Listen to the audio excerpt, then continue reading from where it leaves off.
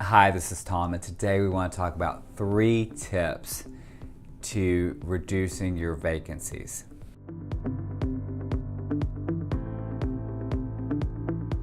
Here are 3 tips that are going to help you reduce vacancies in your rental home.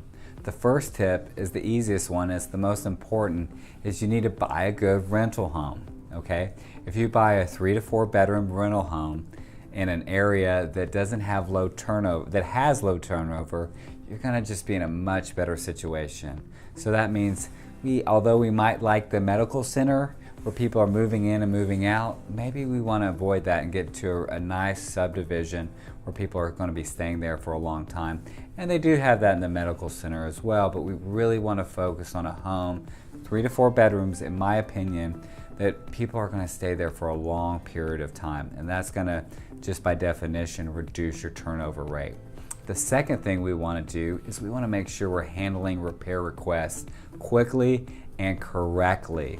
We want to make sure that we're taking care of your tenant, especially when they move in. Now, when a tenant moves in, there's going to be a lot more repair requests at the very beginning of the move-in time. It just happens. Now, after your tenant has lived in the home for 1 year, 2 years, 5 years, those repair requests are really going to go down substantially. So at the very beginning, let's make sure we're correcting the home, getting the repairs handled quickly and correctly. And finally, the last one is you want to make sure that you're marketing the home correctly. This means a few things. This means professional photographs. It doesn't mean taking pictures with your iPhone.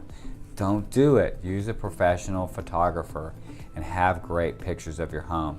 The next thing you want to do is you want to price your home right. That means you want to price your home so we get tenants in there quickly. This might even mean a little bit below market rate. The last thing you want to do is give up 3 months of potential rent just because you're trying to get $10, $20, $50 extra a month. So do these tips. It's going to help you out. It's going to reduce your vacancies. It's going to reduce your stress, and it's going to make you a lot happier and probably make a little bit more money too. If you have any questions about it, please give me a call.